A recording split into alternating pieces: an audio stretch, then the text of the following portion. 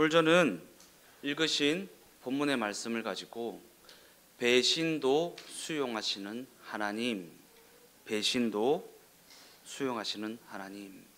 오늘 본문은 사사 온니엘에 대한 이야기입니다. 그리고 오늘 본문은 이스라엘이 하나님의 목전, 곧 하나님의 면전에서 악을 행하여 자기 하나님을 무시하고 우상을 섬기는, 우상을 따라가는 추악한 악을 행하였다고 고발하고 있습니다. 하나님의 면전에서 악을 행하여 자기 하나님을 무시하고 이방신을 섬기는 우상 숭배라는 추악한 악을 행하였다. 이런 이스라엘에 대해 하나님께서는 진노하셨고 그들을 이웃 나라에 넘겨버리시는 조치를 취하십니다. 그러자 이스라엘은 하나님의 그 조치에 하나님을 향해 울며 간구합니다. 성경에는 부르짖었다.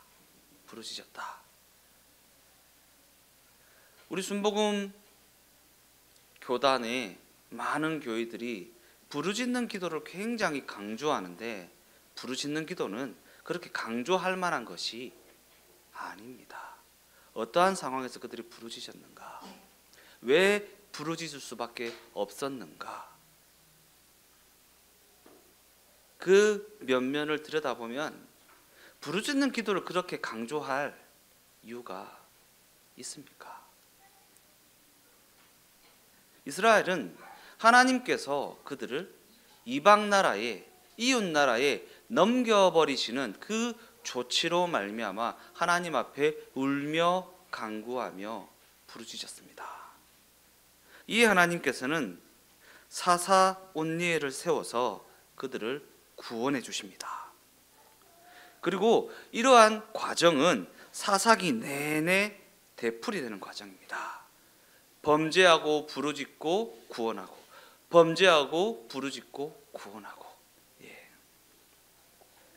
그래서 우리는 이와 같은 되풀이 되는 과정이 이스라엘의 반복되는 실패를 드러내는 것에 불과하다라고 생각합니다. 어유 빙신 같은 것들 또 죄짓네, 어우 저 어리석은 놈들 또 하나님 앞에 패역하네 라고 이스라엘의 반복되는 실패를 드러낸다. 그 이스라엘의 반복되는 실패에 우리의 시선을 빼앗겨 버린다라는 것입니다. 그러나 사사기가 이와 같은 반복되는 실패를 거듭 기술하고 있는 주된 목적은 이스라엘의 반복되는 배신을 끊임없이 수용하시는 하나님을 나타내는 것에 있습니다. 이스라엘이 이것도 잘못하고 저것도 잘못하고 이것도 잘못했네가 아니라 우리의 시선은 야 하나님께서 이스라엘의 저런 잘못도 수용하시고 이런 잘못도 수용하시고 이런 잘못도 수용하시는구나. 그러기에 사사기를 읽어나가는 우리의 태도는 왜 이스라엘은 전혀 나아지지 않는가, 끊임없이 못난 짓만 반복하는가 라고 하는 비판적인 시선이 아니라 하나님은 과연 어떠한 분이시기에 그들을 이렇게 거듭 용납하시는가 라고 하는 하나님의 사랑을 향한 경이로움이 있어야 됩니다. 우리의 태도는요. 야 하나님 정말, 하나님 정말 저들의 저런 모습까지도 받아들이시는구나, 저런 모습까지도 품으시는구나, 저런 이스라엘까지도 수용하시고 용납하시는 거구나. 왜냐하면 사사기를 읽어나가면서 이러한 경이로움이 아니라 비판적인 시선이 그 마음을 채우고 있다면 그는 기독교 신앙이 무엇인지 아직 잘 모르고 있는 것이기 때문입니다. 비판적인 시선이 나를 채우고 있다. 사사기를 읽어나갈 때만입니까? 내 이웃을 향해, 내 배우자를 향해, 내 자녀들을 향해 비판적인 시선이 그들에게 뭔가를 요구하고 있다면, 너 이렇게 해야 된다, 너 저렇게 해야 된다, 왜 이렇게 하지 않니, 왜 저렇게 하지 않니 라고 하는 비판적인 시선을 가지고 그들에게 권면하고 있고 요구하고 있고 강조하고 있다면, 그 인생은 기독교 신앙이 무엇인지 아직 잘 모르는 것입니다. 기독교 신앙이 지금 우리에게 요구하는 것이 무엇인지 아직 잘 모르는 것입니다. 그러기에 우리는 사사시대에 이르러서 그들에게 펼쳐진 그 정황이 무엇인지 다시 한번 떠올려보고, 과연 그 내용이 우리에게 무슨 이야기를 하고 있는지, 우리에게요, 우리에게, 내 남편이나 내 자녀에게가 아니라 나에게, 자신에게 무슨 이야기를 하고 있는지 그 이야기에 귀를 기울여 보아야 한다라는 것입니다.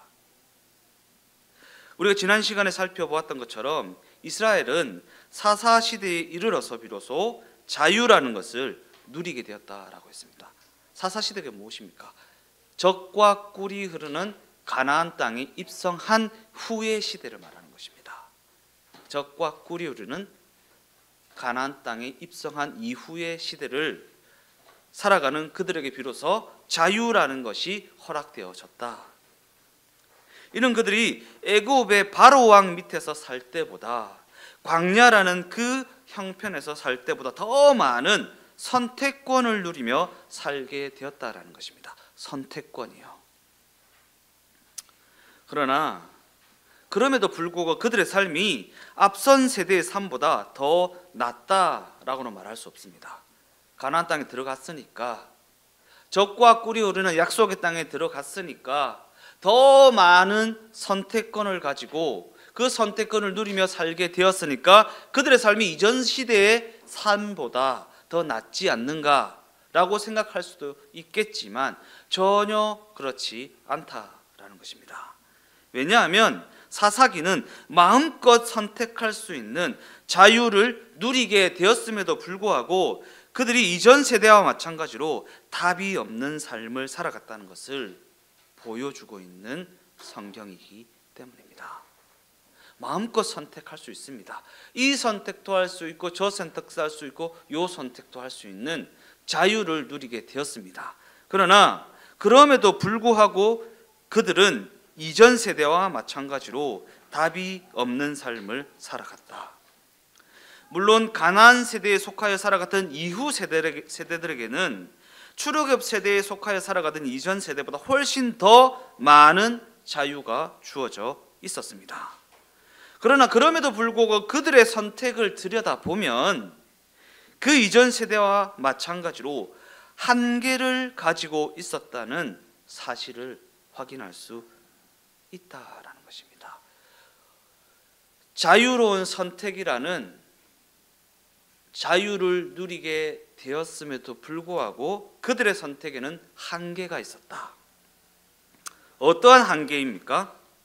소원함은 있는데 그 소원함을 실천할 실력이라는 것이 없다라는 한계입니다. 정답이 무엇인지는 알겠는데 그 정답대로 살아낼 실력이 없다라는 한계입니다. 생명, 진리, 행복, 정의와 같은 정답들은 알고 있고 소원은 하지만 그것을 만들어낼 실력이 없다라는 점에서 이후 세대나 이전 세대나 전혀 다르지 않았다라는 것입니다. 즉 그들에게는 바른 선택을 할 실력이 없었기 때문에 계속적으로 잘못된 선택을 반복적으로 했던 것이고, 그래서 끊임없이 어려움을 겪게 되었다라는 것입니다. 바른 선택을 할 실력이 우리에게는 없다라는 것을 인정하셔야 됩니다. 나에게는 바른 선택을 할 만한 실력이 없다. 그러니까 이게 맞다 저게 맞다 하지 마십시오. 우리에게는 바른 선택을 할 만한 실력이 없기 때문입니다. 과연 누가 이게 정답이라고 외칠 수 있습니까? 내가 외치는 그 정답이 정답이라고 확신할 수 있습니까? 이와 같은 점에서 출애굽 세대와 가나안 세대는 그와 같은 한계라는 공통점을 지니고 있었다라는 것입니다. 이스라엘은 어떠한 문제에 직면하게 될 때마다 그 어려움의 원인이 외적인 안정장치가 없다라고 하는 탓을 하는 엉뚱한 판단을 하였다라는 것입니다. 이전 세대나 이후 세대나 동일하게요. 외적인 안전장치 뭡니까? 물질이 넉넉하면 문제가 해결됩니까? 자녀가 막 서울대 가고 막 삼성전자 입사하고 하면 문제가 해결됩니까? 내 몸에 질병이 났으면 문제가 없습니까? 외적 안정장치가 구축되어지면 문제가 없냐라는 것입니다. 무엇을 추구하며 살아갑니까? 외적 안전장치를 구축하기 위해서 그렇게 아등바등 살아가고 있지 않냐라는 것입니다. 그래서 이스라엘 백성들이 고안해낸 생각이 무엇입니까? 왕이 다스리는 왕정이라는 제도입니다. 왕이 다스리는 왕정. 즉 자기들의 그 고통스러운 삶은 왕이 없어서 그런 것이니 왕을 세워달라는 엉뚱한 판단을 내렸다라는 것입니다. 왕이 없었으니까. 왕이 없었으니까. 결국 하나님은 왕을 세워달라는 그들의 요구까지도 들어주십니다. 그들이 엉뚱한 판단을 하고 그릇된 선택을 하였음에도 불구하고 하나님은 그들의 그 선택마저 존중해 주셨다라는 것입니다. 그들은 그토록 바라던 왕을 얻었습니다. 그런데 그토록 바라던 왕을 얻은 이스라엘은 과연 어떠한 결국을 맞이하게 되었는가? 과연 역사는 그 선택에 대해 그들의 그 선택에 대해 어떠한 결론을 증언하고 있느냐라는 것입니다.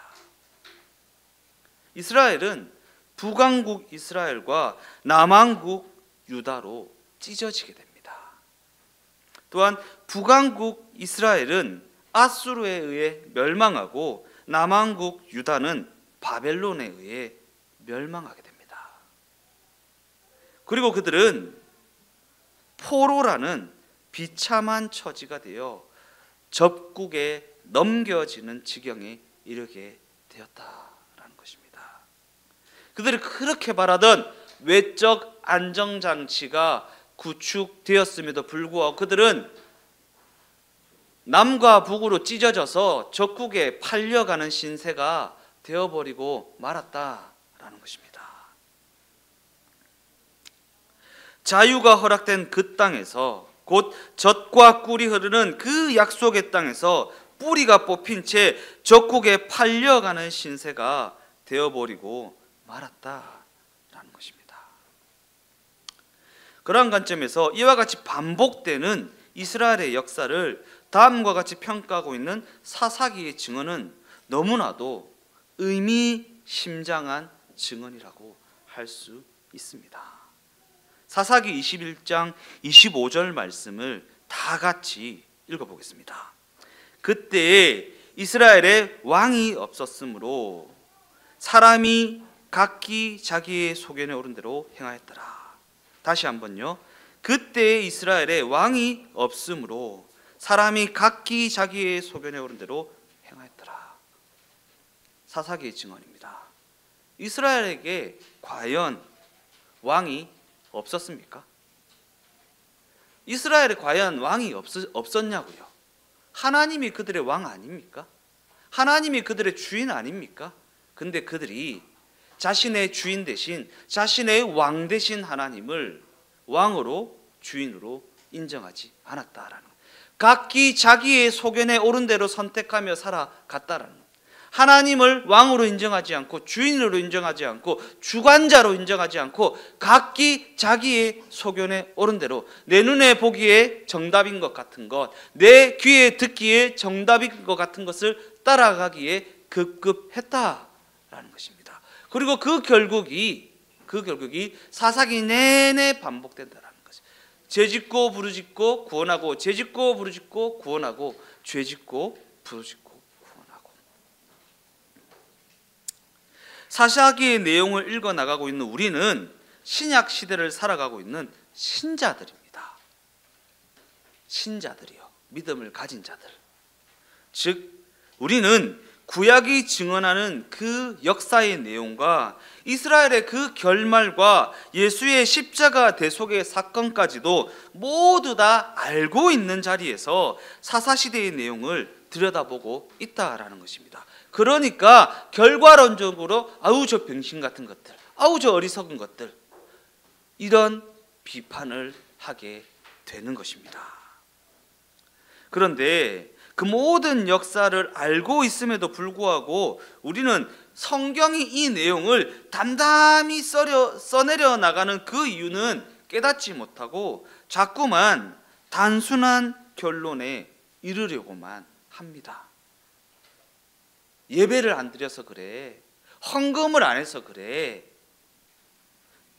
기도를 안 해서 그래, 네가 똑바로 못 살아서 그래 라고 하는 단순한 인과율에 의한 결론 말입니다. 이스라엘의 실패를 그들의 어리석음이라는, 그들을 비난하는 결론에 너무나도 손쉽게 이르러 한다라는 것입니다. 그래서 우리는 2000년 교회사 내내 유대인들을 저주하는 태도로 일관해 왔습니다. 저 때려 죽일 바리새인들, 저 때려 죽일 유대인들, 이렇게 말입니다. 그들의 어리석음을 결론으로 하여 성경을 해석해 나갔다라는 것입니다. 구약의 역사가 암울한 그 이유를 어리석은 유대인들의 책임으로 돌려서 내가 지금 이렇게 어려운 형편에 직면하게 된 것을 내 남편의 탓으로 돌리고, 내 아내의 탓으로 돌리고, 내 자녀의 탓으로 돌리고, 내 이웃의 탓으로 돌려서 그들을 비난하는 것을 단순한 위로나 해결책이나 손쉬운 결론으로 삼아 왔다라는 것입니다. 이는 지금 우리가 그들의 결국이 어떻게 되었는지 이미 알고 있는 자리에서 결과론적 시선을 가지고 이스라엘의 행적을 들여다보고 있기 때문 아니겠습니까? 결과론적으로요. 봐봐라, 네가 그러니까 그렇지. 봐봐라, 네가 그러니까 그렇지. 우리가 너무 손쉽게 내리는 결론이고 손쉽게 파악하는 원인 아닙니까? 그러나 이러한 결과론적인 답을 내리게 되는 것은 성경이 지금 자신에게 하고자 하는 그 이야기에 귀를 기울이고 있지 않기 때문 아닙니까? 성경이 자신에게 지금 무슨 이야기를 하는지에는 귀를 기울이고 있지 않다.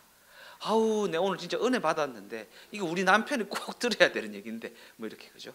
아, 우리 아들이 꼭 들어야 되는 얘기인데. 아니요, 성경은 내 아들에게 얘기하지 않고 나에게 얘기합니다. 성경은 내 남편에게 이야기하는 것이 아니라 나에게 이야기합니다. 나에게 이야기합니다. 즉 우리는 유대인에 대한 편견이라는, 내 남편에 대한 편견, 내 자녀에 대한 편견, 내 이웃에 대한 편견이라는 책임을 떠넘기는 그 생각에 사로잡혀서 기독교 신앙이 지금 우리에게 요구하고 있는 그 깊어진 삶의 자리로 나아가지 못하고 있다라는 사실입니다.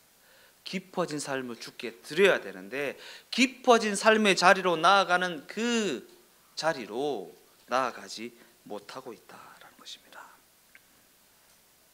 그러한 관점에서 이스라엘이 그토록 원했던 왕정이라는 제도는 문제없음이라는 외적인 안전장치를 의미합니다. 문제없음이라는 외적인 안전장치. 문제없음, 물질의 문제도 없고 질병의 문제도 없고 자녀의 문제도 없고 사업의 문제도 없는 문제없음이라는 안전장치. 그러나 사실 이스라엘이라고 하는 이스라엘로 상징되어진 하나님의 백성들의 삶에는요, 그들이 기대했던 것과 같은 외적인 안전장치가 있을 수 없습니다. 물질이 많으면 괜찮을까요? 병이 없으면 괜찮습니까? 문제가 없으면 진짜 괜찮냐고요. 생각이라는 걸 해보셔야 된다. 문제가 없으면 진짜 괜찮나? 빚이 없으면 괜찮나? 질병이 없으면 괜찮나? 생각을 해보셔야 돼요. 진짜 괜찮은가? 하나님의 백성들의 삶에는 하나님 외에 다른 그 어떤 안정장치가 있을 수 없다라는 사실을 명심하고 또 명심해요. 돈이 많아도요, 하나님이 부재하면 죄라고 성경에 말하잖아요. 질병이 없어도요, 그 인생에 하나님이 없으면 죄라고, 문제라고, 잘못 가고 있는 것이라고 성경이 이야기하고 있잖아요. 그러기에 이스라엘이 직면한 그 문제는 왕이 있으면 해결되거나 왕이 잘하면 해결될 수 있는 영역의 문제가 아니다라는 것입니다. 아니다. 예. 그래서 제가 얼마 전 총선 때 그런 얘기 했잖아요. 이 사람 뽑으면 좀 나아지나? 저 사람 뽑으면 좀 나아지나? 기대하지 말라고. 이 사람 뽑으나 저 사람 뽑으나 그 사람의 어떠함과는 전혀 상관없는 일이라고 말씀드렸던 이유가 바로 여기에 있는 것입니다. 왕이 있으면 해결되거나 왕이 잘하면 해결될 수 있는 영역의 문제가 아닙니다. 돈이 많으면 해결되거나 돈이 많으면 해결될 수 있는 영역의 문제가 아닙니다. 지금 하나님의 백성들이 직면해 있는 그 어떤 문제든지 말입니다. 질병이 없으면 해결됩니까? 돈이 많으면 해결됩니까? 지위가 높으면 해결됩니까? 아니요. 하나님의 백성이 직면하여 있는 여러 가지 모든 문제는 그것이 사라진다고 해서 해결될 문제가 아니라 하나님이 무엇을 의도하셔서 그 문제를 우리에게 던지셨는가를 분별하고 그 의도가 충족되어져야지만 해결되어지는 문제입니다. 왜 이렇게 어렵게 하실까? 왜 이렇게 고난의 시간을 지나게 하실까? 왜 이렇게 고달프게 하실까? 고달픔이 사라진다고 해서 문제가 해결되는 것이 아니라 고달프게 하셔야만 했던 이유가 충족되어져야지만 그 고달픔이 해결되어진다. 그러니까 너무 문제 해결하려고 아등바등 하지 마십시오. 물질의 문제든 질병의 문제든 자녀의 문제든 너무 그것에 집중하지 말라라는 거예요.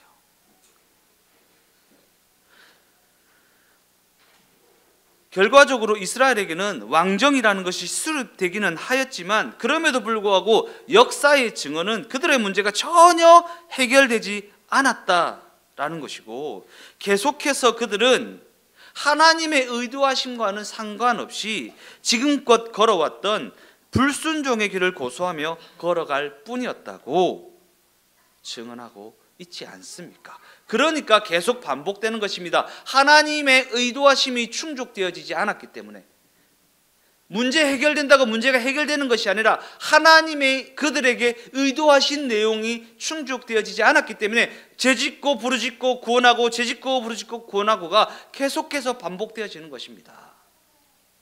내 삶을 향한 하나님의 의도하심을 분별하는 것이 너무나도 중요합니다. 그러니까 물질의 문제 있습니까? 돈 벌라고 혈안되지 마십시오. 돈 벌어도 해결 안 돼요. 질병의 문제로 아등바등 하십니까? 병 고치려고 아등바등 하지 마십시오. 병 고쳐진다고 해결될 문제가 아닙니다. 자녀의 문제 때문에 힘듭니까? 자녀를 때려잡지 마십시오. 자녀를 때려잡는다고 해결될 문제가 아닙니다. 자녀가 속을 썩이고 자녀가 아프고 자녀 때문에 힘든 시간을 보낼 때에 그 자녀의 문제가 아니라 결국은 내 문제더라고요. 하나님이 나를 깨닫게 하시기 위해서, 나를 성장시키기 위해서, 나의 어떠함에 변화를 주기 위해서 그것을 사용할 뿐이지 그게 핵심은 아니다라는 것을 아셔야 한다라는 것입니다. 노예의 삶에서 벗어난 이스라엘은 자유인이 되어서 선택이라는 것을 할 수 있게 되었습니다. 여러분도 마찬가지죠. 선택이라는 것을 할 수 있게 되었죠. 그래서 그들은 마음껏 선택이라는 것을 하며 살아갑니다. 그러나 그들은 그저 선택을 할 수 있게 되었을 뿐이지 자유를 만들어낼 수 있었던 것은 아닙니다. 이게 핵심입니다. 그들은 이 선택도 할 수 있고 저 선택도 할 수 있습니다. 선택을 할 수 있게 되었을 뿐이지 자유를 만들어낼 수 있게 되었던 것이 아니다라는 거예요. 왜냐하면 우리 인간이 누리는 자유라는 것은 오직 하나님만이 만들어내실 수 있는 것이기 때문입니다. 자유라는 것은요, 하나님만이 만들어내실 수, 죄에서 자유를 얻게 한다. 하나님만이 만들어낼 수, 구원 하나님만이 만들어낼 수 있다. 우리는요, 물질적 자유, 노동에서의 자유, 질병에서의 자유, 육아에서의 자유, 학업에서의 자유 등과 같은 여러 가지 현실적 속박으로부터 자유함을 얻기 위해 고군분투합니다. 그러나 그럼에도 불구하고 우리의 어떠함으로는 그러한 자유를 만들어낼 수 없다는 것이 우리의 현실에서 확인하게 되는 부분 아닙니까? 우리의 어떠함으로 그 자유를 만들어낼 수 없습니다. 물질적 자유도 마찬가지고, 노동에서의 자유도 마찬가지고, 질병에서의 자유도 마찬가지고, 육아, 학업에서의 자유도 마찬가지입니다. 우리의 어떠함, 우리의 선택, 우리의 노력, 우리의 열심으로 만들어지는 것이 아니다라는 것입니다. 우리가 늘 경험하는 부분이지만 우리에게는요, 변수라는 것에서 벗어날 실력이 없습니다. 그죠? 야, 이렇게 하면 이렇게 될 줄 알았는데 그렇게 될 줄 누가 알았겠노? 그죠? 우리 인생에서 경험하게 되는 부분 아닙니까? 이렇게 해서 이렇게 딱 이렇게 될 줄 알았는데 이렇게 될 줄 누가 알았겠노? 그죠? 우리는 변수에서 벗어날 만한 실력이 없습니다. 그것을 인정하셔야 됩니다. 그러한 관점에서 우리 인간의 선택이라는 것은 그저 무엇인가를 고르는 행위에 불과한 것입니다. 무엇인가를 고르는 행위에 불과한 것이지 그 선택이 자유를 만들어내는 것이 아니라는 사실을, 또한 우리의 선택의 어떠함으로 자유라는 것을 누리게 되는 것도 아니라는 사실을 우리는 인정해야만 한다라는 것입니다. 아, 그때 그랬으면, 아, 그때 그 아파트를 안 팔았으면, 그죠? 그때 그랬으면, 그때 내가 비트코인을 좀 사놨으면, 그죠? 우리의 선택의 어떠함이 아닙니다. 우리 인류는 각기 다른 시간, 각기 다른 공간, 또한 각기 다른 민족적 배경, 정치적 배경, 사회적, 문화적 차이를 가지고 살아갑니다. 각기 다 처해 있는 상황과 환경과 여건이 다르다라는 것입니다. 더 나아가 각 개인은 서로 다른 혈통을 가지고 있고 기질을 가지고 있고 유전자를 가지고 있는 고유한 존재입니다. 고유한 존재예요. 이렇게 다양한 배경과 개성을 가지고 우리 인류가 만들어내는 것은 과연 무엇인가? 성경은 이 모든 것이 합쳐져 우리 인간이 만들어내는 것은 곧 우리 인간이 각자의 안목에 따라 수많은 선택을 하며 만들어내는 것은 내용을 담기 위한 그릇에 불과하다. 내용을 담기 위한 무대에 불과하다 라고 말합니다. 왜냐하면 우리 인류는 내용이라는 것을 만들어낼 수가 없는 존재이기 때문입니다. 인정하셔야 돼요. 우리는 내용을 만들어낼 수 없습니다. 내용을 담는 그릇에 불과하다. 인간을 인간답게 살게 하는 진정한 내용은, 곧 진정한 진리라는 것은 오직 하나님께로부터 주어지는 것이기 때문입니다. 그릇에 하나님께로부터 주어지는 것입니다. 요 안에서 만들어지는 게 아니고요, 우리가 고군분투하고 노력하고 막 한다고 해서 만들어지는 게 아니라 그릇에 불과하고 하나님께로부터 주어지는 것이다. 주어지는 것이다. 그러니까 너무 애쓰지 말라는 거예요. 하나님이 옆에 계신지 안 계신지 알지도 못할 만큼 애쓰며 살아가지 말라는 것입니다. 하나님을 인식하고 살아갈 수 있는 정도까지만, 그 더하면 하나님을 놓치겠다 싶으면 그만하시라고요. 그만하시라고요. 즉 우리 인간은 하나님이 허락하실 때에만, 하나님께서 주실 때에만 하나님이라는 내용을, 진리를, 보배를 담을 수 있다라는 거예요. 하나님께서 보배를 질그릇에 담으셨다라고 말하잖아요. 성경이. 하나님께서 허락하실 때에만, 내 노력과 상관없이, 내 열심과 상관없이 하나님께서 주실 때에만. 아등바등 살아보십시오. 하나님께서 허락하지 않으시면 소용없습니다. 소용없습니다. 예. 그러니까 요한복음 8장 32절 말씀입니다. 진리를 알지니 진리가 너희를 자유롭게 하리라. 예. 선택권을 가지라. 그 선택권이 너에게 자유를 줄 것이다. 이렇게 말하지 않습니다. 진리를 알지니 진리가 너희를 자유롭게 하리라. 그런데 여기서의 진리라는 단어는 어떠한 지식이나 정보나 어떠한 실력을 가리키는 것이 아니라 예수님 자신을 가리키는 것입니다. 여기서의 진리는요, 정답이라는 게 아닙니다. 정답을 알지니 정답이 너희를 자유롭게 하리라. 아니잖아요. 진리는 예수님입니다. 그러기에 이 말씀은 전체적인 맥락에서 볼 때 다음과 같은 의미를 주고 있는 것입니다. 아들을 알지니 아들이 너희를 자유롭게 하리라. 예수님을 알지니 예수님이 너희를 자유롭게 하리라. 이처럼 성경은 예수님을 길과 진리와 생명으로 정의하고 있습니다. 그리고 이는 하나님만이 가지신 창조의 능력을 나타내고 있는 정의입니다. 하나님이 만들어내시는 것이지 우리가 만들어내는 것이 아니다라는. 뭐가요? 자유가 우리가 만들어내는 것이 아닌, 물질적 자유, 질병에서 자유, 학업에서 자유, 육아에서 자유, 직장에서 자유는 내 어떠함이 만들어내는 것이 아니라 하나님이 창조해 내시는 것이다라는 것입니다. 그러기에 자유라는 것은 진리와 생명을 창조하시는 하나님께 속할 때에 누릴 수 있다라는 거예요. 하나님께 속할 때에 누릴 수 있다.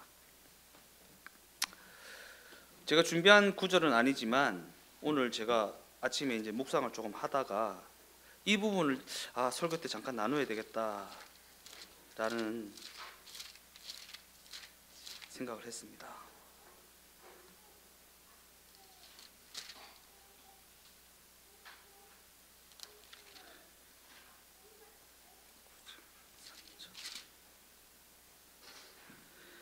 창세기 39장 3절 말씀인데 요셉 이야기예요. 요셉이 그의 주인이 여호와께서 그와 함께 하심을 보며 또 여호와께서 그의 범사에 형통하게 하심을 보았더라.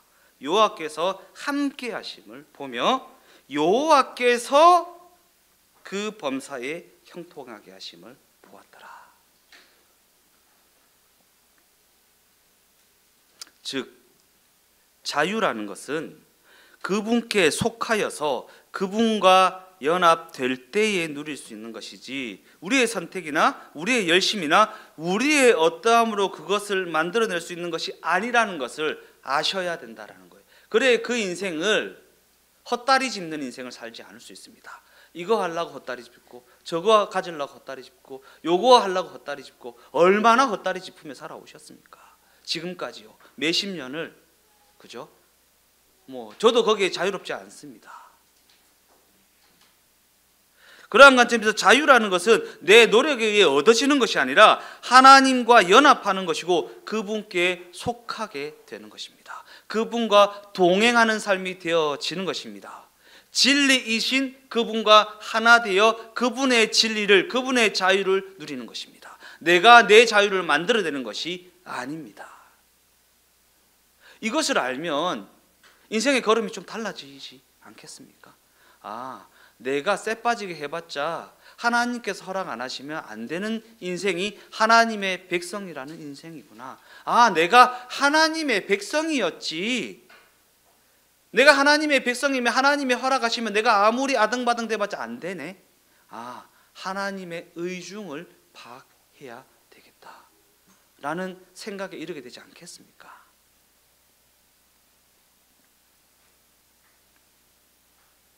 그러나 하나님과 연합하고 하나님께 속하게 되는 것은 우리의 실력이나 우리의 노력으로 할 수 있는 영역이 아닙니다. 그죠? 구원이라는 거예요. 구원이라는 거. 내가 기도 많이 한다고 되어지는 게 아니잖아요. 내가 예배 많이 드린다고 되어지는 게 아니잖아요. 더 나아가 우리 인간의 이해는 하나님이라는 존재를 도무지 인정하지 않기 때문입니다. 즉 인간이 떠올릴 수 있는 신이라는 존재는 그저 추상명사일 뿐이지 성경이 증언하고 있는 하나님, 곧 살아 역사하시는 하나님이 아니기 때문입니다. 하나님이 살아계시다.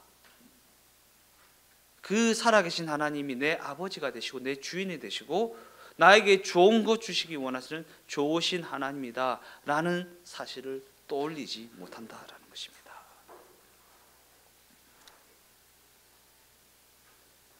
우리 인간은 하나님이 우리를 당신의 자녀로 붙들어 주실 때야 비로소 하나님을 알게 되는 것이고, 하나님이 붙들어 주실 때야 비로소 그분이 믿어져 그분께 순종할 수 있는 존재이기 때문입니다. 그러니까 옆에 내 남편이, 내 아내가, 내 자녀가 하나님 앞에 불순종하며 살아갑니까? 옆에서 아무리 잔소리 해봤자 소용없습니다. 하지 마십시오.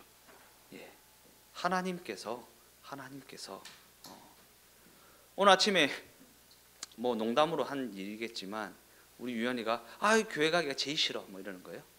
교회 가기 제일 싫어. 왜 싫으냐면 미안 유연아 비밀을 설토해서 왜 싫어하니까 가면 뭐 시끄럽고 저거 막 이렇게 안 가도 돼.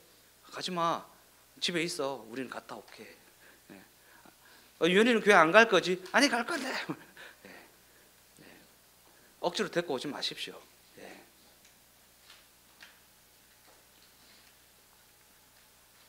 하나님이 붙들어 주실 때야 비로소 하나님을 알 수 있고요. 하나님이 붙들어 주실 때야 비로소 그분이 믿어지고 그분께 순종하는 삶을 살아. 복종 아니잖아요. 맹종 아니잖아요. 순종이잖아요. 하나님이 붙들어 주셔서 믿어져서 스스로의 선택에 의해서 되어지는 것, 순종. 그렇죠? 저는 뭐 가족 중에 한 사람이 교회를 안 간다 그러면 있으라고 할 거예요. 절대로 안 될 겁니다.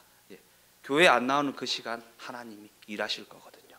하나님이 당신의 살아계심을 그 인생에 나타내 보여주실 것을 확실히 믿거든요.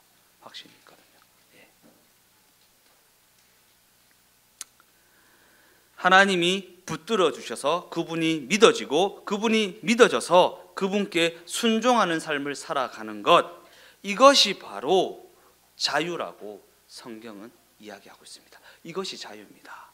복종은 자유가 아니에요. 믿어져서 순종하는 게 자유죠. 그죠? 너 그거 아니면 지옥 간다 막 겁주어가지고, 너 그거 하면 망한다, 하나님이 벌 내리신다 뭐 이래가지고 무서워서, 이거는 순종이 아닙니다. 이건 자유가 아닙니다. 그러한 관점에서 우리가 소원하는 진정한 자유라는 것은 어떠한 선택을 해서 얻게 되는 것이 아니라 하나님께 속할 때에 누리게 되는 것입니다. 하나님께 속할 때에 하나님의 자유를 누리게 되는 것입니다. 더 나아가는 하나님께 속하여 있는 자, 하나님께 붙들려 있는 자만이 하나님을 향한 순종의 삶이 그의 영광이 되는 지점이라는 것을 깨달아 알게 된다는 것이고, 그때에 비로소 다른 것을 따라가는 것이 얼마나 못난 짓이라는 것이 깨닫게 되어진다라는 거예요. 다른 것을 따라가는 것이 얼마나 못난 짓인가, 이 세대의 흐름을 따라가는 것이 얼마나 어리석은 일인가, 그때에 비로소 깨달아진다라는 것입니다. 결론적으로 말씀을 마무리하겠습니다.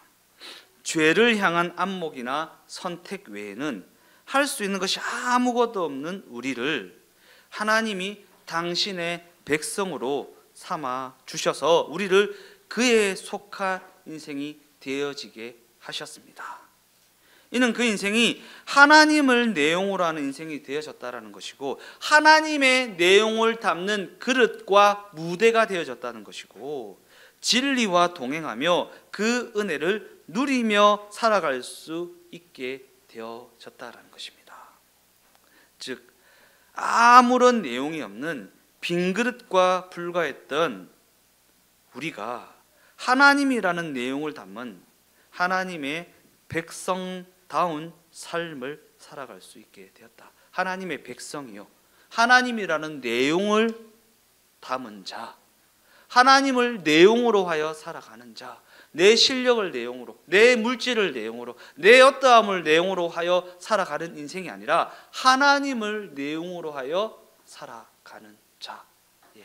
세상 사람들은 다 자기를 내용으로 합니다. 내 축구 실력이 이만큼이야, 내 연봉이 이만큼이야, 내가 스트라이크를 이만큼이나 던지는 사람이야 라고 하는 자신의 어떠함을 내용으로 하여 살아가는 인생이지만, 하나님의 백성은 하나님을 내용으로 하여 살아가는 인생입니다. 하나님의 어떠하심, 하나님의 위대하심, 하나님의 높고 광대하심을 내용으로 하여 살아가는 자들, 그러한 관점을 가지고 과연 우리는 지금 무엇을 원하고 있습니까? 스스로에게 질문을 해보십시오. 과연 나는 지금 무엇을 원하고 있는가? 무엇을 원하고 있는가? 어떻게 해서든 신적인 존재에게 매달려서 감옥과 같은 이 현실을 벗어나려는 시도 말고 과연 무엇에 관심을 두고 살아가고 있는가? 한번 스스로에게 한번 질문해 보십시오. 신적인 존재에 매달려서 감옥과 같은 이 현실을 벗어나려는 시도 말고 과연 무엇에 관심을 두고 살아가고 있는가? 온통 그 관심뿐이라면 그 인생은 신자의 인생이라고 할 수 없습니다. 온통 이 현실의 어떠함을 바꾸려는 것에 몰두하여 살아가고 있다면 교회 예배당에 앉아 있어도 신자라고 할 수 없습니다. 하나님이 우리를 어떠한 자리와 어떠한 정황으로 보내셨든지 그 현실을 받아들이십시오. 그 현실을 받아들이십시오. 그리고 거기서 그 현실 속에서, 그 신앙 현실에서 하나님이라는 내용을 담는 일에 집중하십시오.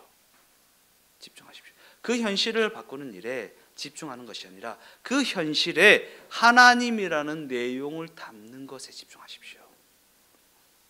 하나님이 누구신지, 예수를 믿는다는 것은 과연 무엇을 의미하는 것인지, 그 신앙 현실에 그것을 담아내는 삶을 살아가는 우리 주동행교회가 되어지시기를 예수님의 이름으로 축원드립니다.